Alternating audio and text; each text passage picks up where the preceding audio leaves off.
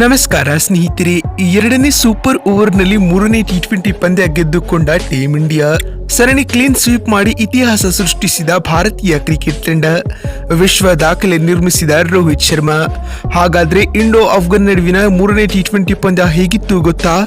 ಇದರ ಸಂಪೂರ್ಣ ಹೈಲೈಟ್ಸ್ ಅನ್ನೇ ಇವತ್ತಿನ ಈ ಒಂದು ವಿಡಿಯೋದಲ್ಲಿ ತಿಳಿಸ್ಕೊಡ್ತಾ ಹೋಗ್ತೀನಿ. ಹಾಗಾಗಿ ದಯವಿಟ್ಟು ಈ ವಿಡಿಯೋವನ್ನ ಕೊನೆವರೆಗೂ ನೋಡಿ ಸ್ನೇಹಿತರೆ.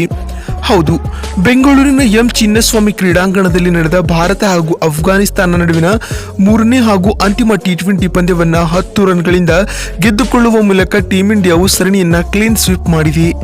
ಬಹಳ ರೋಚಕತೆಯಿಂದ ಕೂಡಿದ ಈ ಒಂದು ಪಂದ್ಯದಲ್ಲಿ ಮೊದಲು ಬ್ಯಾಟಿಂಗ್ ಮಾಡಿದ ಭಾರತ ಅಫ್ಘಾನಿಸ್ತಾನ ತಂಡಕ್ಕೆ 213 ರನ್ಗಳ ಟಾರ್ಗೆಟ್ ನೀಡಿತ್ತು.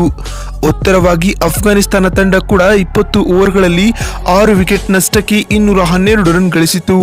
ಹೀಗಾಗಿ ಪಂದ್ಯ ಟೈ ಆಯಿತು. ಮೊದಲ ಸೂಪರ್ ಓವರ್ನಲ್ಲಿ ಬ್ಯಾಟಿಂಗ್ ಮಾಡಿದ ಅಫ್ಘಾನಿಸ್ತಾನ ತಂಡ 6 ಎಸೆತಗಳಲ್ಲಿ 16 ರನ್ ಕಲೆ ಹಾಕಿತು. ಇನ್ನು ಗುರಿಯನ್ನ ಬೆನ್ನಟ್ಟಿದ ಭಾರತ ತಂಡ ಕೂಡ 6 ಎಸೆತಗಳಲ್ಲಿ 16 ರನ್ ಕಲೆ ಹಾಕಿತು. ಹೀಗಾಗಿ ಎರಡನೇ ಬಾರಿಯೂ ಟೈ ಆಯಿತು. ಇದರಿಂದ ಮತ್ತೊಮ್ಮೆ ಸೂಪರ್ ಓವರ್ಗೆ ಪಂದ್ಯ ಸಾಗಿತು. ಈ ವೇಳೆ ಮೊದಲು ಬ್ಯಾಟಿಂಗ್ ಮಾಡಿದ ಟೀಮ್ ಇಂಡಿಯಾ ಮೊದಲ 5 ಎಸೆತಗಳಲ್ಲಿ 2 ವಿಕೆಟ್ ಕಳೆದುಕೊಂಡು 11 ರನ್ ಕಲೆ ಹಾಕಿತು. ಈ ಮೂಲಕ ಅಫ್ಘಾನಿಸ್ತಾನಕ್ಕೆ 12 ರನ್ಗಳ ಟಾರ್ಗೆಟ್ ನೀಡಿತು. ಇನ್ನು ಈ ಗುರಿಯನ್ನ ಬೆನ್ನಟ್ಟಿದ ಅಫ್ಘಾನಿಸ್ತಾನ ತಂಡವು ಮೊದಲ 3 ಎಸೆತಗಳಲ್ಲಿ 1 ರನ್ ಬಾರಿಸಿ 2 ವಿಕೆಟ್ ಕಳೆದುಕೊಂಡಿತು. ಅಂತಿಮವಾಗಿ ಭಾರತ ತಂಡವು 10 ರನ್ಗಳಿಂದ ಈ ಪಂದ್ಯವನ್ನ ಗೆದ್ದುಕೊಂಡಿತು ಸ್ನೇಹಿತರೆ.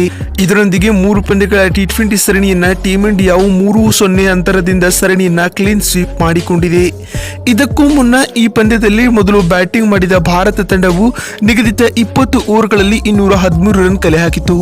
ಭಾರತ ತಂಡದ ಪರ ದಾಖಲೆಯ 5ನೇ ಟಿ20 ಶತಕವನ್ನು ಸಿಡಿಸಿದ ರೋಹಿತ್ ಶರ್ಮಾ ರವರು ಅಜೇಯ 121 ರನ್ಗಳ ಅತ್ಯುತ್ತಮ ಇನ್ನಿಂಗ್ಸ್ ಆಡಿದರೆ, ರಿಂಕು ಸಿಂಗ್ ಕೂಡ 39 ಎಸೆತಗಳಲ್ಲಿ 69 ರನ್ಗಳ ಅಜೇಯ ಕಾಣಿಕೆ ನೀಡಿದರು. ಅಲ್ಲದೆ ರೋಹಿತ್ ಮತ್ತು ರಿಂಕು ನಡುವೆ 190 ರನ್ಗಳ ದಾಖಲೆಯ ಜೊತೆಯಾಟವು ಕೂಡ ಮೂಡಿ ಬಂದಿತು.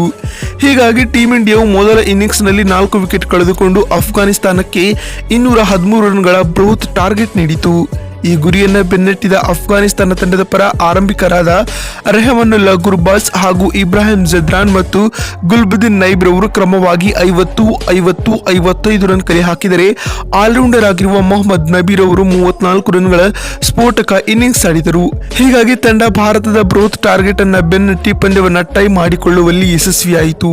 ಆದರೆ ಇದಾದ ಬಳಿಕ ನಡೆದ 2 ಸೂಪರ್ ಓವರ್ಗಳ ಪಂದ್ಯದಲ್ಲಿ ಸೋಲನುಭವಿಸುವ ಮೂಲಕ ಸರಣಿಯಲ್ಲಿ ಕ್ಲೀನ್ ಸ್ವೀಪ್ ಮುಖಭಂಗವನ್ನ ಎದುರಿಸಿತು ಅಂತಾನೆ ಹೇಳಬಹುದು ಸ್ನೇಹಿತರೆ. ಮುಖೇನವಾಗಿ ಭಾರತದ ಪ್ರವಾಸವನ್ನ ಬೆಳೆಸಿದ ಅಫ್ಘಾನ್ ತಂಡವು ಸರಣಿಯಲ್ಲಿ ಹೀನಾಯ ಸೋಲನ್ನ ಅನುಭವಿಸಿ ಖಾಲಿ ಕೈಯಲ್ಲೇ ತವರಿಗೆ ತೆರಳಬೇಕಾಯಿತು ಬಂಧುಗಳೇ.